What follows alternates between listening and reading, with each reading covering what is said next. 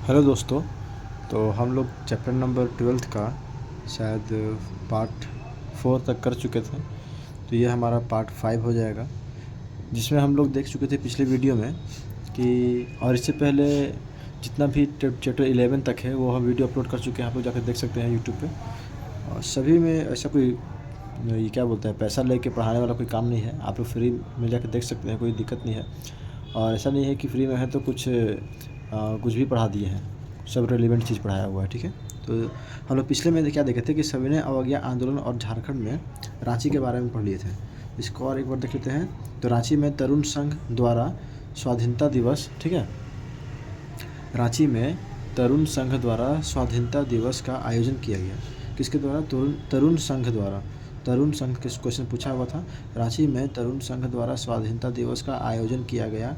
26 जनवरी 1930 को डॉक्टर पूर्णचंद्र मिश्रा ने रांची में स्वाधीनता दिवस मनाने के अवसर पर राष्ट्रीय ध्वज फहराया था। इस कार्यक्रम का आयोजन तरुण संघ नामक संगठन द्वारा किया गया था। ठीक है। 17 अप्रैल 1930 को सिल्ली में तथा 18 अप्रैल 1930 को कुड़ू में एक सार्वजनिक सभा का आयोजन किया गया था। यहाँ तक पढ़ा चुके थे। 17 अप्रैल 1930 को सिल्ली में और 18 अप्रैल 1930 को कुड़ू में एक सार्वजनिक सभा का आयोजन किया गया था। तो यहाँ से हम आगे बढ़ते हैं अब। ठीक है। तो यहाँ आगे देखते हैं हम लोग, उसी में रांची वाला में ही एक है कि ब्रिटिश हुकूमत से अपनी बातें मनवाने के लिए जगह जगह पर व्यापक हड़ताल एवं प्रदर्शनों का आयोजन किया गया, जिसके तहत स्वदेशी सप्ताह तथा जवाहर सप्ताह मनाया गया। ठीक है। तो स्वदेशी सप्ताह और जवाहर सप्ताह क्यों मनाया गया, यहाँ से पता चल गया।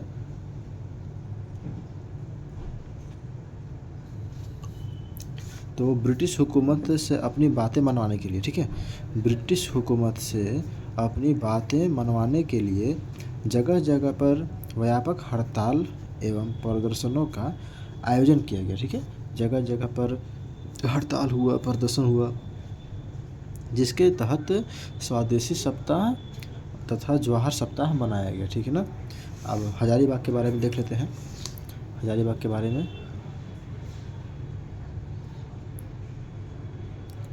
तो झारखंड के कृष्ण बल्लभ सहाय ने भी हजारीबाग में खजांची तालाब के निकट नमक बनाकर इस आंदोलन को प्रसारित किया, जिसके लिए उन्हें 1 वर्ष के कारावास की सज़ा मिली। क्या हुआ? ये झारखंड के कृष्ण बल्लभ सहाय, कौन? कृष्ण बल्लभ सहाय ने हजारीबाग में खजांची तालाब, कहाँ? खजांची तालाब है, क्वेश्चन पूछा हुआ है। ठीक है। खजांची तालाब के पास निकट नमक बनाकर आंदोलन को प्रसारित किया। ठीक है। जिसके लिए उन्हें 1 वर्ष के कारावास की सज़ा मिली। तो झारखंड के कृष्ण बल्लभ सहाय ने हजारीबाग में खजांची तालाब के पास नमक बनाया। ठीक है। कृष्ण बल्लभ सहाय ने खजांची तालाब के पास क्या किया जी? कृष्ण बल्लभ सहाय ने हजारीबाग में खजांची तालाब के पास नमक बनाकर इस विद्रोह को प्रसारित किया, जिसके कारण उनको मतलब कारावास की सज़ा मिली। ठीक है। उनको जेल हो गया। खजांची तालाब के पास कृष्ण बल्लभ सहाय, खजांची तालाब के पास कृष्ण बल्लभ सहाय। ठीक है। कृष्ण बल्लभ सहाय खजांची तालाब के पास। तो झारखंड के कृष्ण बल्लभ सहाय ने भी हजारीबाग में खजांची तालाब के निकट नमक बनाकर आंदोलन को प्रसारित किया। ठीक है। नमक बनाकर आंदोलन को प्रसारित किया, जिसके लिए उन्हें 1 वर्ष का ठीक है, 1 वर्ष का कारावास की सज़ा मिली। ठीक ना। हजारीबाग में नमक सत्याग्रह में सीताराम दुबे, चक्र सिंह, मथुरा प्रसाद, सरस्वती देवी, मीरा देवी आदि ने भाग लिया। सरस्वती देवी हजारीबाग जिला कांग्रेस कमेटी की अध्यक्ष थी। ठीक है। तो सुनाई दे रहा है आप लोग को।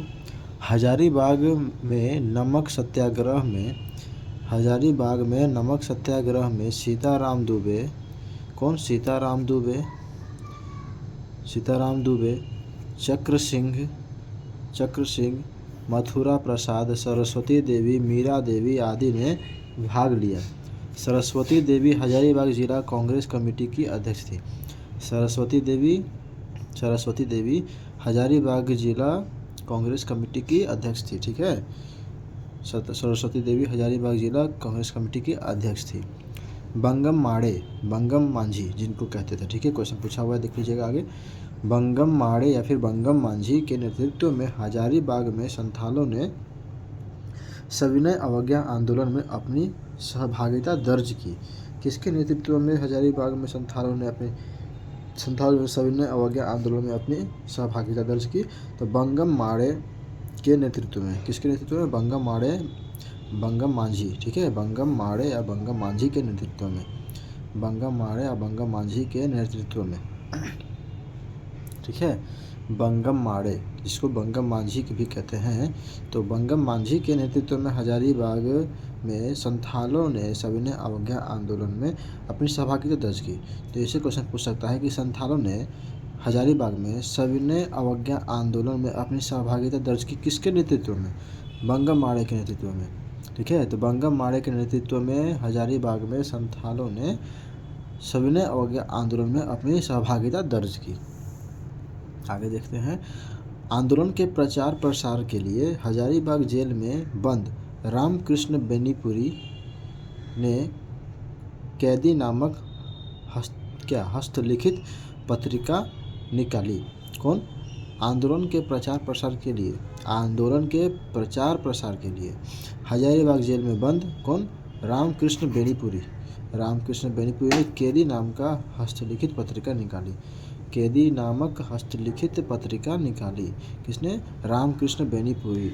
ठीक है, रामकृष्ण बेनीपुरी ने कैदी नामक हस्तलिखित पत्रिका निकाली। ठीक है, रामकृष्ण बेनीपुरी ने मतलब आंदोलन के प्रचार सविनय अवज्ञा आंदोलन के प्रचार प्रसार के लिए कैदी नाम की एक हस्तलिखित पत्रिका निकाली। ठीक है, बंगम माड़े मतलब बंगम मांझी ने के नेतृत्व में हजारीबाग में संथालों ने सविनय अवज्ञा आंदोलन में अपनी सहभागिता दर्ज की। किसके नेतृत्व में? बंगम माड़े के नेतृत्व में। क्वेश्चन पूछा हुआ है, ध्यान देना है। आंदोलन के प्रचार प्रसार के लिए हजारीबाग जेल में बंद कौन? हम रामकृष्ण पढ़ रहे थे शायद, रामवृक्ष। ठीक है, रामवृक्ष बेनीपुरी, रामकृष्ण शायद हम पढ़ रहे थे गलती से। तो रामवृक्ष बेनीपुरी ने कैदी नामक हस्तलिखित पत्रिका निकाली। रामवृक्ष बेनीपुरी ने कैदी नामक हस्तलिखित पत्रिका निकाली सविनय अवज्ञा आंदोलन के प्रचार प्रसार हेतु। इसी क्रम में महामाया प्रसाद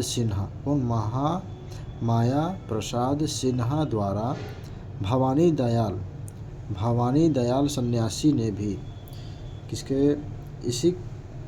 इसी समय क्या हुआ कि महामाया प्रसाद सिन्हा द्वारा भवानी दयाल सन्यासी ने भी हजारीबाग जेल में रहकर कारागार नामक हस्तलिखित पत्रिका निकाली। उसी समय क्या हुआ कि महामाया प्रसाद सिन्हा द्वारा भवानी दयाल सन्यासी ने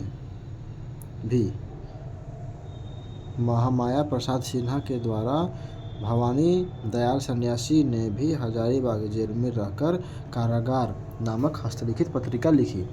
भवानी दयाल सन्यासी ने भी हजारीबाग जेल में रहकर कारागार नामक हस्तलिखित पत्रिका लिखी। ठीक है, इसी समय महामाया प्रसाद सिन्हा के द्वारा भवानी दयाल सन्यासी ने भवानी दयाल सन्यासी ने हजारीबाग जेल में रहकर कारागार नामक हस्तलिखित पत्रिका लिखी। भवानी दयाल सन्यासी ने भी हजारीबाग जेल में रहकर कारागार नामक हस्तलिखित पत्रिका लिखी। भवानी दयाल सन्यासी ने भी हजारीबाग जेल में कारागार नाम का हस्तलिखित पत्रिका लिखी। ठीक है, यह पता चल गया ना। इसी के समय जब यहाँ पर रामवृक्ष बेनीपुरी ने कैदी नाम का हस्तलिखित पत्रिका लिखी थी इस आंदोलन के प्रचार प्रसार के लिए, तो उसी समय क्या हुआ कि महामाया प्रसाद सिन्हा के द्वारा महामाया प्रसाद सिन्हा द्वारा कौन भवानी दयाल सन्यासी ने भी हजारीबाग जेल में रहकर कारागार नामक हस्तलिखित पत्रिका लिखी। इस आंदोलन, कौन से आंदोलन, सविनय अवज्ञा आंदोलन, सविनय अवज्ञा आंदोलन के दौरान डॉक्टर राजेंद्र प्रसाद ने हजारीबाग केंद्रीय कारागार में सूत कातकर कपड़ा तैयार किया। सूत कातकर कपड़ा तैयार किया, ठीक है। किसने? सविनय अवज्ञा आंदोलन के दौरान डॉक्टर राजेंद्र प्रसाद ने हजारीबाग केंद्रीय सभागार में, ठीक है, सूत काटकर कपड़ा तैयार किया, ठीक है। राजेंद्र प्रसाद ने हजारीबाग केंद्रीय कारागार में सूत काटकर कपड़ा तैयार किया, ठीक है। इस आंदोलन के दौरान डॉक्टर राजेंद्र प्रसाद ने हजारीबाग केंद्रीय कारागार राजेंद्र प्रसाद ने हजारीबाग केंद्रीय कारागार में सूत काटकर कपड़ा तैयार किया, ठीक है। आगे देखते हैं। अब चलिए सिंहभूम के बारे में जानते हैं। सविनय अवज्ञा आंदोलन के समय में तो नमक सत्याग्रह का नेतृत्व जमशेदपुर में नन्नी गोपाल मुखर्जी तथा पलामू में सोनार सिंह खरवार और चंद्रिका प्रसाद वर्मा ने किया। तो क्या हुआ कि नमक सत्याग्रह का नेतृत्व जमशेदपुर में किसने किया? नन्नी गोपाल मुखर्जी, ठीक है। नन्नी गोपाल मुखर्जी सत्याग्रह नन्नी गोपाल मुखर्जी जमशेदपुर में नमक सत्याग्रह का नेतृत्व किया, ठीक है। नमक सिंहभूम में क्या हुआ कि नमक सत्याग्रह का नेतृत्व जमशेदपुर में नन्नी गोपाल मुखर्जी, ठीक है, नन्नी गोपाल मुखर्जी जमशेदपुर में नन्नी गोपाल मुखर्जी, पलामू में सोनार सिंह खरवार, ठीक है, पलामू में सोनार सिंह खरवार व चंद्रिका प्रसाद वर्मा ने किया, ठीक है। चंद्रिका प्रसाद वर्मा ने किया, ठीक है ना, ध्यान रहेगा। नमक सत्याग्रह का नेतृत्व जमशेदपुर में नन्नी गोपाल मुखर्जी, पलामू में सोनार सिंह खरवार और चंद्रिका प्रसाद वर्मा ने किया। सोनार सिंह खरवार और चंद्रिका प्रसाद वर्मा ने किया। नमक सत्याग्रह का नेतृत्व जमशेदपुर में नन्नी गोपाल मुखर्जी, पलामू में सोनार सिंह खरवार, ठीक है, पलामू में सोनार सिंह खरवार चंद्रिका प्रसाद वर्मा ने किया, ठीक है। सिंहभूम में क्या हुआ कि नमक सत्याग्रह का नेतृत्व जमशेदपुर में नन्नी गोपाल मुखर्जी, पलामू में सोनार सिंह खरवार व चंद्रिका प्रसाद वर्मा ने किया। सविनय अवज्ञा आंदोलन के दौरान 6 अगस्त 1930 को, कब? 6 अगस्त 1930 को चक्रधरपुर में कांग्रेसियों ने जंगल काटकर सरकार के प्रति अपना विरोध प्रकट किया। इसे जंगल सत्याग्रह के नाम से जाना जाता है। क्या हुआ कि सविनय अवज्ञा आंदोलन के दौरान 6 अगस्त 1930, डेट याद रखना है, कब? 6 अगस्त 1930 को, 6 अगस्त 1930, ठीक है, 6 अगस्त 1930, ठीक ना, 6 अगस्त 1930। तो सविनय अवज्ञा आंदोलन के दौरान 6 अगस्त 1930 को चक्रधरपुर में कांग्रेसियों ने जंगल काटकर, क्या किया कि कांग्रेसियों ने जंगल काटकर सरकार के प्रति अपना विरोध प्रकट किया, ठीक है। सविनय अवज्ञा आंदोलन के दौरान 6 अगस्त 1930 को चक्रधरपुर में कांग्रेसियों ने जंगल काटकर सरकार के प्रति अपना विरोध प्रकट किया। इसे जंगल सत्याग्रह के नाम से भी जाना जाता है। आगे देखते हैं। 16 नवंबर को जमशेदपुर के गोलमुरी मैदान में झंडा फहराकर जवाहर दिवस मनाया गया। कहाँ पर? 16 नवंबर को जमशेदपुर के गोलमुरी मैदान में, 16 नवंबर को, ठीक है, 16 नवंबर को जमशेदपुर के गोलमुरी मैदान में झंडा फहराकर जवाहर दिवस मनाया गया, ठीक है, झंडा फहराकर जवाहर दिवस मनाया गया।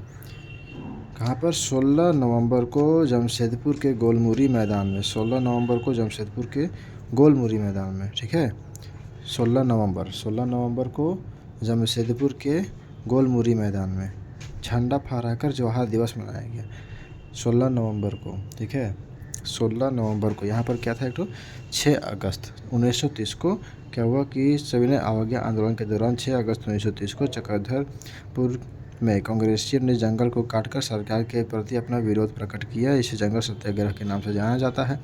16 नवंबर को जमशेदपुर के गोलमुरी मैदान, ठीक है, गोलमुरी मैदान, ठीक है ना, गोलमुरी मैदान में झंडा फहराकर जवाहर दिवस मनाया गया। ठीक है, गोलमुरी मैदान में झंडा फहराकर जवाहर दिवस मनाया गया। रामवृक्ष बेनीपुरी ने हजारीबाग जेल से कैदी नामक हस्तलिखित पत्रिका लिखी थी। किसने? रामवृक्ष बेनीपुरी ने। ठीक है, रामवृक्ष बेनीपुरी ने, यहाँ भी देखे थे हम लोग, रामवृक्ष बेनीपुरी ने क्या कैदी नाम का हस्तलिखित पत्रिका लिखा था। ठीक है, और एक और कौन सा था, कारागार नामक पत्रिका किसने लिखा था? भवानी दयाल सन्यासी। ठीक है, किसके द्वारा लिखा था इन्होंने? महामाया प्रसाद सिन्हा के द्वारा, ठीक है ना। तो यहाँ पर हम देखें कि रामवृक्ष बेनीपुरी कहाँ गया? रामवृक्ष बेनीपुरी ने हजारीबाग जेल में कैदी नामक हस्तलिखित पत्रिका निकाली थी। महामाया प्रसाद सिन्हा तथा भवानी दयाल सन्यासी ने हजारीबाग जेल में रहकर कारागार नामक हस्तलिखित, अभी वही वाला था, देखे थे, महामाया प्रसाद सिन्हा और भवानी दयाल सन्यासी ने हजारीबाग जेल से कारागार नामक हस्तलिखित पत्रिका निकाली थी। ठीक है, कारागार नाम का हस्तलिखित पत्रिका निकाली थी। कारागार नामक हस्तलिखित पत्रिका निकाली थी महामाया प्रसाद सिन्हा तथा भवानी दयाल सन्यासी। महामाया प्रसाद सिन्हा तथा भवानी दयाल सन्यासी। महामाया प्रसाद सिन्हा तथा भवानी दयाल सन्यासी ने हजारीबाग जेल से कारागार नामक हस्तलिखित पत्रिका निकाली थी। आइए अब पलामू में देखते हैं सविनय अवज्ञा आंदोलन को। तो पलामू में चंद्रिका प्रसाद वर्मा एवं सोनार सिंह खरवार, ठीक है, कौन कौन? सोनार सिंह खरवार और चंद्रिका प्रसाद वर्मा। यहाँ पर जो हम लोग शुरू में देखे थे इस जगह पे कि जमशेदपुर से नन्नी गोपाल मुखर्जी और पलामू से सोनार सिंह खरवार और चंद्रिका प्रसाद वर्मा। ठीक है, तो नन्नी का तो देख रहे थे, लेकिन यहाँ पर पलामू में चंद्रिका प्रसाद वर्मा और सोनार सिंह खरवार, ठीक है, सोनार सिंह खरवार ने नमक सत्याग्रह का नेतृत्व किया। पलामू में चंद्रिका प्रसाद वर्मा एवं सोनार सिंह खरवार ने नमक सत्याग्रह का नेतृत्व किया। डाल्टनगंज में क्या हुआ कि डाल्टनगंज में कांग्रेस का दफ्तर बंद करवाने में सरकार की मदद करने हेतु भोलानाथ सिंह नामक व्यक्ति को सरकार द्वारा राय बहादुर की उपाधि दी गई। क्या हुआ कि डाल्टनगंज में कांग्रेस का दफ्तर बंद कराने के लिए सरकार का मदद किया था भोलानाथ सिंह, ठीक है, तो उसको राय बहादुर का उपाधि दिया अंग्रेज़ों ने, सरकार द्वारा उसको राय बहादुर का उपाधि दिया गया। ठीक है, क्या हुआ कि डाल्टनगंज में, फिर से देखिए, डाल्टनगंज में कांग्रेस का दफ्तर बंद करवाने के लिए सरकार की मदद किया था कौन? सरकार का मदद करने हेतु भोलानाथ सिंह नाम का व्यक्ति, ठीक है, उसको राय बहादुर उपाधि प्राप्त हुई। क्या हुआ? डाल्टनगंज में कांग्रेस का दफ्तर बंद करवाने के लिए सरकार का मदद किया था भोलानाथ सिंह। कौन? भोलानाथ सिंह जो है वो कांग्रेस का दफ्तर डाल्टनगंज में बंद कराने के लिए सरकार का मदद किया। तो सरकार ने क्या किया कि सरकार ने इसको राय बहादुर का उपाधि दे दिया। यदुवंश सहाय के नेतृत्व में सविनय अवज्ञा आंदोलन के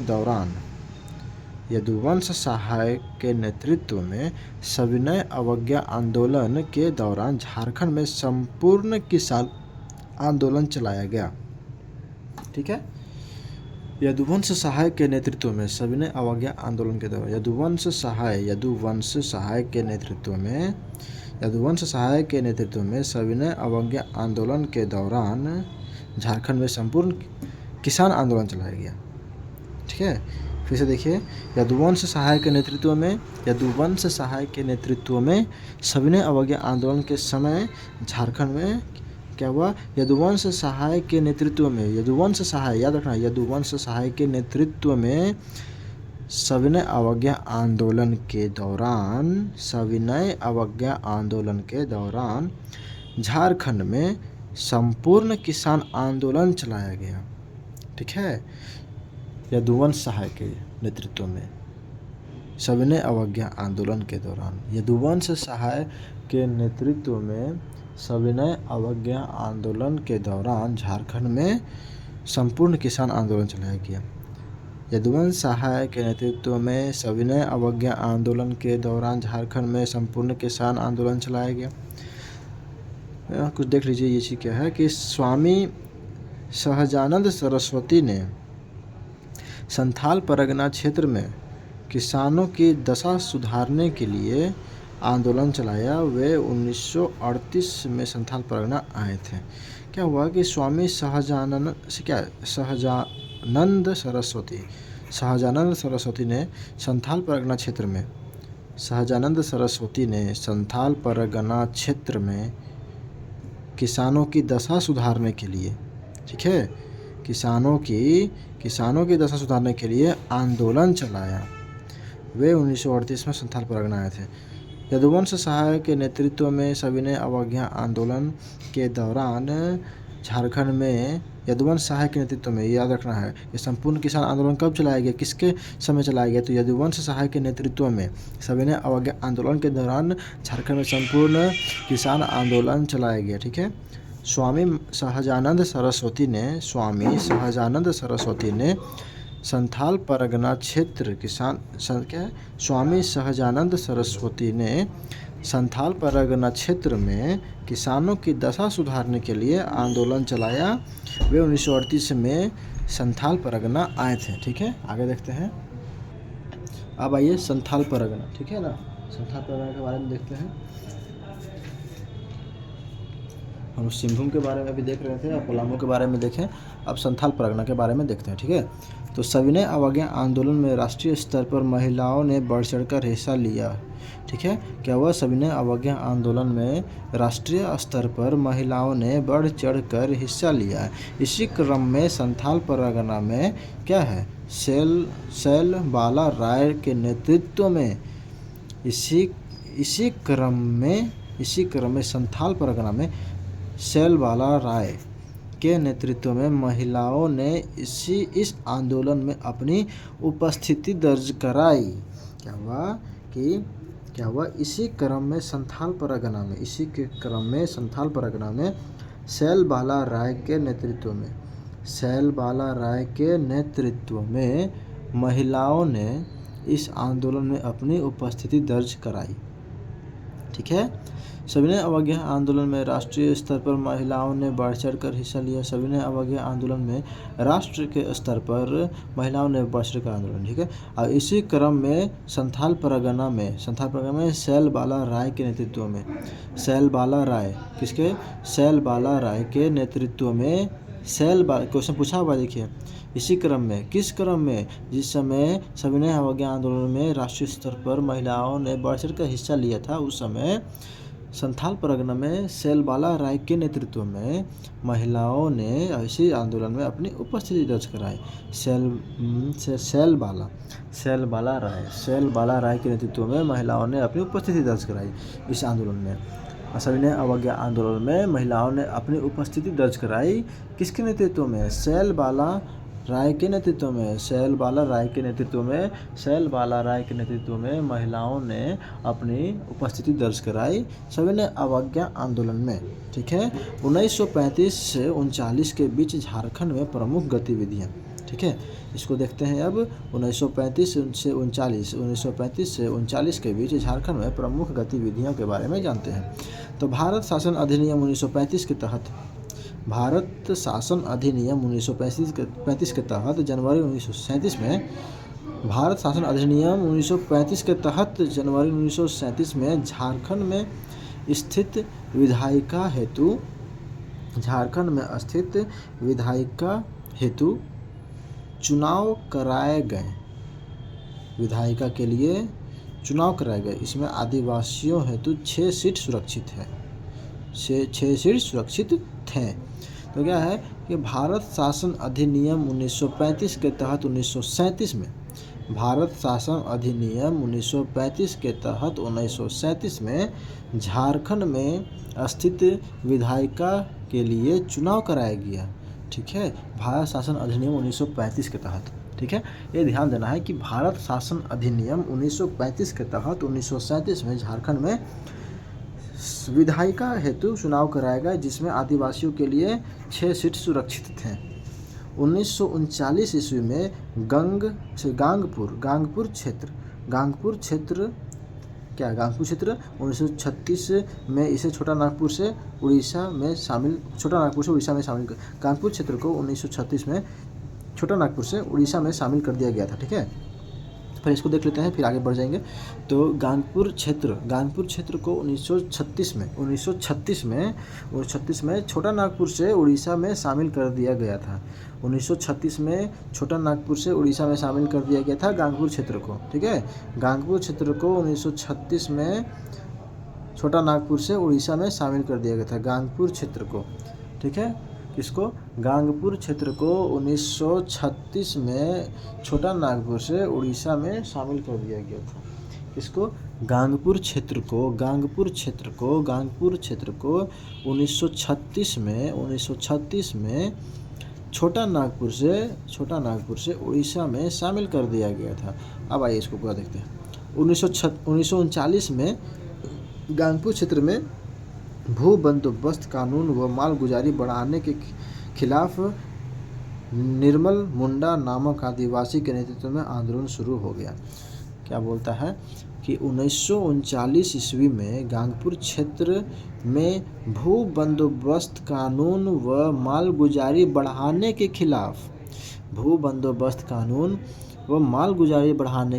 निर्मल मुंडा नामक आदिवासी के नेतृत्व में आंदोलन शुरू हो गया। 1939 में गांगपुर क्षेत्र ठीक है, कब? 1939 में गांगपुर क्षेत्र में क्या हुआ कि भू बंदोबस्त कानून गांगपुर क्षेत्र में, ध्यान देना है, 1939 में गांगपुर, ठीक है, एकदम रट लेना है एकदम। 1939 में गांगपुर क्षेत्र में, पता है बहुत मेहनत लगता है बनाने में, आप लोग पढ़ाने में, लेकिन फिर भी सोचते हैं कि नहीं यार, नहीं करेंगे तो फिर कैसे चलेगा। तो मतलब एक आपका टाइम टेबल बना हुआ है, इसके बिना पूरा सब चीज़ अधूरा लगता है। ठीक है, तो हम कर रहे हैं तो आप लोग के लिए ही कर रहे हैं। ठीक है, तो ध्यान से देखिए, पढ़िए, नहीं पढ़िएगा तो कुछ नहीं होने जा रहा है, कोई आपके लिए कुछ नहीं करेगा, आपको अपनी लड़ाई खुद लड़नी है। अगर आप इसको आज नहीं पढ़ेंगे तो हम या फिर कोई और आकर आपके लिए एग्ज़ाम नहीं लिख देगा, आपके लिए एग्ज़ाम में नहीं बैठेगा। ठीक है ना, तो मेहनत तो करना पड़ेगा। हमारे देखिए एक बात कुछ कह रहे हैं 2-3 मिनट में कि विद्यार्थी के जीवन में मेरे हिसाब से पढ़ाई में मेहनत के अलावा और कोई चीज़ उसके दिमाग में नहीं आना चाहिए। पढ़ाई में मेहनत करें और मतलब उसके अलावा, और बोलते हैं ना कि बिना मतलब का चीज़ दिमाग में, वो सब नहीं आना चाहिए। क्योंकि विद्यार्थी अगर विद्या ही नहीं प्राप्त कर रहा है तो किस काम का है वो, किस काम का विद्यार्थी। ठीक है ना, तो उसको जहाँ से हो सके उतना विद्या प्राप्त करना चाहिए। बाकी सब लाइफ में सब चीज़ चलता है, सब चीज़ होगा, लेकिन ये चीज़ छूट गया तो फिर कुछ नहीं होगा, ये जान लीजिएगा। यही आपको मतलब क्या बोलते हैं, दौलत, शोहरत, नाम बोलते हैं ना, रुतबा, सब यही देगा आपको, समझ रहे हैं ना। इसको छोड़िएगा तो आपको बहुत कुछ छूट जाएगा। बाकी सब चीज़ आएगा, क्षण भर के लिए आएगा, वो फिर चला जाएगा। ठीक है ना, क्षण भर की खुशी के लिए आप मतलब बोलते हैं ना कि वो लॉन्ग टर्म का हैप्पीनेस को ख़त्म मत कीजिए। तो ये थोड़ा सा दुख देगा आपको ये पढ़ने में, समझने में, लेकिन अगर आप ये दुख को सह लेते हैं ना तो आगे आपका खुशी इंतज़ार कर रहा है। ठीक है, तो चलिए ज़्यादा बात नहीं करेंगे, आगे बढ़ते हैं। तो 1939 ईस्वी में क्या हुआ? 1939 ईस्वी में गांगपुर क्षेत्र क्या था? 1936 में छोटा नागपुर से उड़ीसा में शामिल कर दिया गया। ठीक है, तो आप देखिए 1939 ईस्वी में गांगपुर क्षेत्र में भू बंदोबस्त कानून व मालगुजारी बढ़ाने के खिलाफ भू बंदोबस्त कानून, और क्या हुआ कि भू बंदोबस्त कानून और मालगुजारी बढ़ाने के खिलाफ क्या हुआ? निर्मल मुंडा नाम का आदिवासी के नेतृत्व में आंदोलन शुरू हो गया। क्यों आंदोलन हुआ? कि भूमि बंदोबस्त कानून और मालगुजारी बढ़ा रहा था। इसके खिलाफ निर्मल मुंडा ने उनके नेतृत्व में आदिवासियों ने आंदोलन शुरू कर दिया। ठीक है, आगे बढ़ते हैं। निर्मल मुंडा के नेतृत्व में 25 अप्रैल 1939 को उड़ीसा के, देखिए क्वेश्चन पूछा हुआ, ठीक है ना, तो निर्मल महतो के नेतृत्व में 25 अप्रैल 1939 को उड़ीसा के सुंदरगढ़ जिले के रायबोंगा, क्या है, रायबोंगा क्या बोलता है, निर्मल मुंडा के नेतृत्व में 25 अप्रैल 1939 को उड़ीसा के सुंदरगढ़ जिले के रायबोंगा थानांतर्गत आमको सिमको गांव में आदिवासियों की एक विशाल जनसभा आयोजित की गई। ठीक है, अब यहाँ तक इसको बढ़िया से एक बार देख लेते, फिर आगे बढ़ेंगे। ठीक है, ये रेड पेन चलता क्यों नहीं है इस पर यार। ठीक है, तो क्या है कि निर्मल मुंडा के नेतृत्व में 25 अप्रैल 1939, ठीक है, ध्यान देना है, क्वेश्चन पूछा हुआ है, क्वेश्चन पूछ देगा।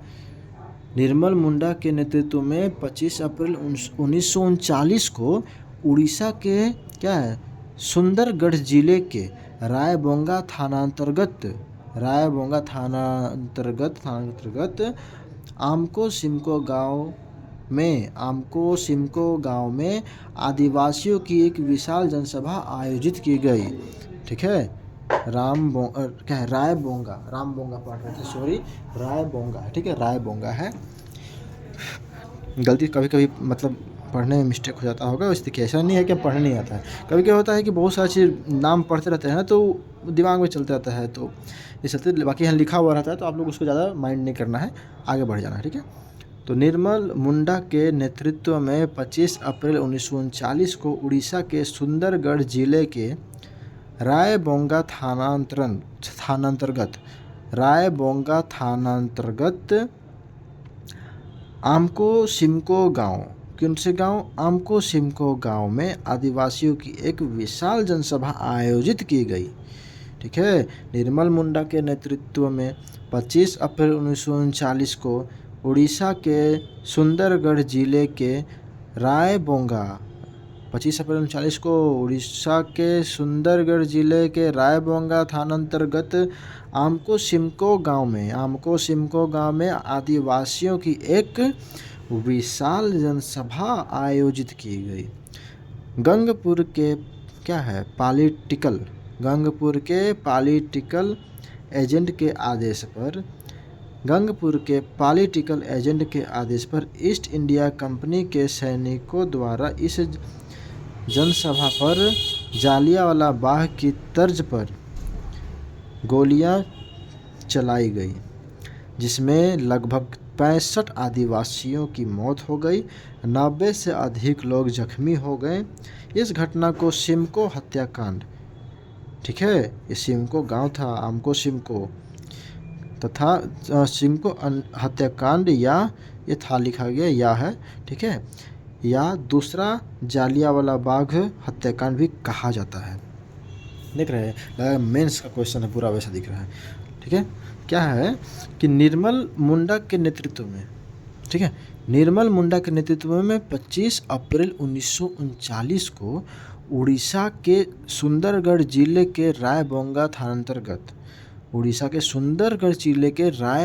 थाना के अंतर्गत आमको सिमको गांव में आदिवासियों की एक विशाल जनसभा आयोजित की गई थी। ठीक है, वैसा ही पता चल रहा है कि जालियांवाला बाग में एक जगह पर आए थे लोग अपना, क्या बोलते हैं, सभा करने के लिए, तो वहाँ पर जनरल डायर के मतलब सिपाहियों ने आकर तो ये कर दिया था, गोलीबारी स्टार्ट कर दी थी। वैसा ही ये भी सुनने में समझने में लग रहा है। देखिए ज़रा सा, क्या हुआ कि निर्मल मुंडा के नेतृत्व में 25 अप्रैल 1939 को उड़ीसा के सुंदरगढ़ जिले में रायबोंगा थाना के अंतर्गत आमको सिमको गांव में आदिवासियों की एक विशाल जनसभा आयोजित की गई। ठीक है, और क्या हुआ कि गंगपुर के पॉलिटिकल एजेंट के आदेश पर। देखिए किसके आदेश पर? पॉलिटिकल एजेंट, ये भी याद रखना है। किसके आदेश पर?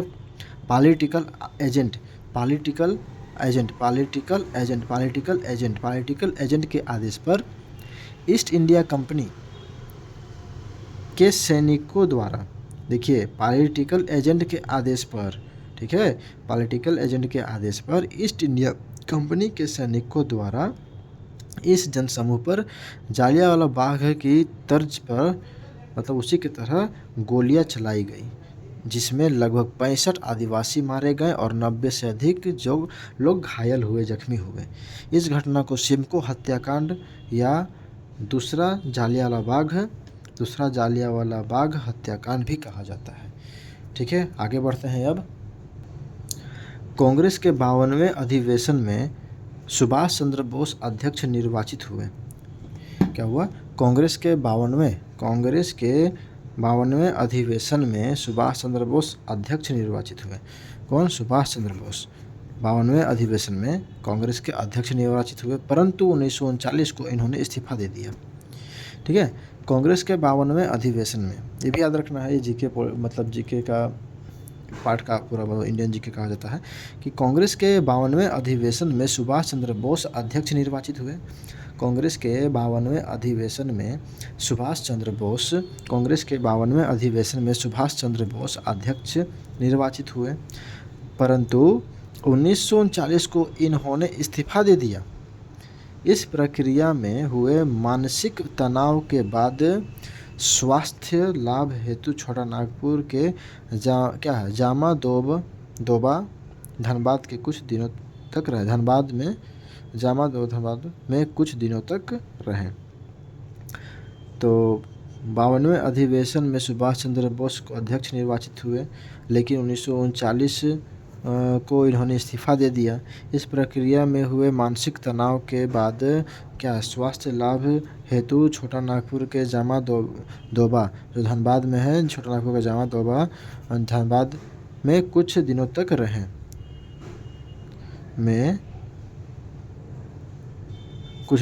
रहे। ठीक है, आगे देखिए कांग्रेस का रामगढ़ अधिवेशन। ठीक है, कांग्रेस का रामगढ़ अधिवेशन के बारे में जानते हैं। तो भारतीय राष्ट्रीय कांग्रेस के 53वें अधिवेशन का आयोजन झारखंड के रामगढ़ में 19-20 मार्च 1940 को संपन्न हुआ। याद है आपको, महात्मा गांधी अंतिम बार रामगढ़ ही आए थे 1940 में, यही आयोजन को संबोधित करने आए थे। ठीक है, कांग्रेस के 53वें अधिवेशन को संबोधित करने आए थे। तो भारतीय राष्ट्रीय कांग्रेस के 53वें अधिवेशन का आयोजन झारखंड के रामगढ़ में 19-20 मार्च 1940 को संपन्न हुआ। यह झारखंड में कांग्रेस का पहला तथा एकमात्र अधिवेशन था। यह झारखंड में 53वां अधिवेशन, ठीक है ना, इसके बारे में बोल रहा है, 53वां अधिवेशन के बारे में। यह झारखंड में कांग्रेस का पहला तथा एकमात्र अधिवेशन था। ठीक है, भारतीय राष्ट्रीय कांग्रेस के 53वें अधिवेशन का आयोजन झारखंड के रामगढ़ में 19-20 मार्च 1940 को संपन्न हुआ। यह झारखंड में कांग्रेस का पहला तथा एकमात्र अधिवेशन था। इस अधिवेशन के अध्यक्ष कौन? मौलाना अबुल कलाम आज़ाद। ठीक है, इस अधिवेशन 53वें अधिवेशन के, ठीक है, 53वें अधिवेशन के अध्यक्ष मौलाना अबुल कलाम आज़ाद। क्वेश्चन पूछा हुआ है, 53वें अधिवेशन के अध्यक्ष मौलाना अबुल कलाम आज़ाद थे। ठीक है, 53वें अधिवेशन में 53वां अधिवेशन रामगढ़ में हुआ था। ठीक है ना, झारखंड के रामगढ़ में 1940 19-20 मार्च। इस अधिवेशन के अध्यक्ष मौलाना अबुल कलाम आज़ाद थे। इस अधिवेशन के बाद 1941-45 तक कांग्रेस का कोई अधिवेशन आयोजित नहीं हुआ। क्या हुआ कि इस अधिवेशन के बाद, यानी 53वें अधिवेशन के बाद कांग्रेस का 1941 से 45 तक कांग्रेस का कोई अधिवेशन आयोजित नहीं हुआ, जिसके कारण मौलाना अबुल कलाम आज़ाद जो थे वो 6 वर्ष तक लगातार कांग्रेस के अध्यक्ष बने रह गए। ठीक है ना। तो क्या हुआ कि 1940 में जो अधिवेशन हुआ था 53वां अधिवेशन, उसके बाद 45 तक कोई अधिवेशन ही नहीं हुआ, जिसके कारण क्या हुआ कि मौलाना अबुल कलाम आज़ाद जो थे वो 6 वर्ष तक अध्यक्ष बने रह गए। अधिवेशन के दौरान रामगढ़ में कांग्रेस के मुख्य द्वार पर अधिवेशन के दौरान रामगढ़ में कांग्रेस के मुख्य द्वार का नाम बिरसा मुंडा द्वार तथा सभा स्थल का नाम क्या है, मजहर नगर रखा गया था। ठीक है, तो क्या बोलता है कि अधिवेशन के दौरान रामगढ़ में कांग्रेस के मुख्य द्वार का नाम क्या था? बिरसा मुंडा द्वार। अधिवेशन के दौरान रामगढ़ में कांग्रेस के मुख्य द्वार का नाम बिरसा मुंडा द्वार तथा सभा स्थल का नाम क्या था? मजहर नगर, ठीक है, रखा गया था। इस अधिवेशन में जवाहरलाल नेहरू के द्वारा सत्याग्रह का प्रस्ताव प्रस्तुत किया गया, जिसका अनुमोदन जे.बी. कृपलानी द्वारा किया गया, ठीक है। क्या बोलता है? इस अधिवेशन, कांग्रेस के रामगढ़ अधिवेशन, 53वें अधिवेशन, ठीक है, ये सब 53वें अधिवेशन के बारे में बातचीत चल रहा है। तो अधिवेशन के दौरान रामगढ़ में कांग्रेस के मुख्य द्वार का नाम बिरसा मुंडा द्वार तथा सभा स्थल का नाम मजहर नगर रखा गया था। इस अधिवेशन में जवाहरलाल नेहरू के द्वारा सत्याग्रह का प्रस्ताव प्रस्तुत किया गया। क्या हुआ कि इस अधिवेशन में जवाहरलाल नेहरू द्वारा सत्याग्रह का प्रस्ताव प्रस्तुत किया गया। किस अधिवेशन में? रामगढ़ में जो अधिवेशन हुआ 53वां अधिवेशन, कांग्रेस का 53वां अधिवेशन, उसमें क्या हुआ कि जवाहरलाल नेहरू के द्वारा सत्याग्रह का प्रस्ताव प्रस्तुत किया गया, जिसका अनुमोदन जे.बी. कृपलानी द्वारा किया गया। जवाहरलाल नेहरू द्वारा जो सत्याग्रह का प्रस्ताव प्रस्तुत हुआ है, उसका अनुमोदन जे.बी. कृपलानी द्वारा किया गया, ठीक है। आगे देखते हैं। इस अधिवेशन, कौन सा अधिवेशन? कांग्रेस के 53वें अधिवेशन 1940 19-20 मार्च, ठीक है। इस अधिवेशन में भाग लेने हेतु राज्य के विभिन्न भागों से टाना भगत पैदल चलकर रामगढ़ गए, ठीक है, रामगढ़ गए थे तथा इन्होंने महात्मा गांधी को 400 रुपये का एक थैली भेंट किया था, ठीक है, 400 रुपये का एक थैली भेंट किया था, ठीक है ना। तो क्या हुआ कि इस अधिवेशन 53वें अधिवेशन, कांग्रेस के 53वें अधिवेशन में भाग लेने के लिए राज्य के विभिन्न भागों से टाना भगत पैदल चलकर रामगढ़ गए थे, ठीक है, रामगढ़ गए थे। टाना भगत मतलब विभिन्न भागों से टाना भगत पैदल चलकर कहाँ गए थे? रामगढ़ गए थे तथा इन्होंने महात्मा गांधी को 400 रुपये की थैली भेंट की थी, ठीक है। तो ये आज के लिए यहीं तक रखते हैं वीडियो को। आगे नेक्स्ट पार्ट में हम देखते हैं, कंप्लीट हो पाएगा तो ठीक है, वरना एक आध पार्ट और लगेगा, एक आध 2 पार्ट। तो पैनिक नहीं करना है, चैप्टर लंबा है तो लंबा जाएगा, ठीक है ना। कुछ भी चीज़ को छोड़ना भी नहीं है, क्योंकि इम्पोर्टेंट चीज़ है, यहीं से क्वेश्चन आप लोग का बनेगा, ठीक है। और मतलब बोलते हैं ना कि अगर जो इंसान छोड़ के जाएगा वो कंपटीशन से आउट है पहले ही, ठीक है। तो ध्यान देना है, पढ़ना है, एक आध 2 बार वीडियो को देख लीजिए, दिमाग में रहेगा ना, तो एग्जाम में ऑप्शन देख के भी क्वेश्चन लड़ सकते हैं। तो छोड़ के नहीं जाना है, स्किप नहीं करना है इस चैप्टर को, चाहे किसी भी चीज़ को, मेरा वीडियो देखिए चाहे किसी का भी वीडियो देखें, चैप्टर स्किप नहीं होना चाहिए, ठीक है। चलिए फिर मिलते हैं कल अब हम लोग। तो अगर वीडियो पसंद आता है तो लाइक शेयर सब्सक्राइब ज़रूर करें, ठीक है। धन्यवाद।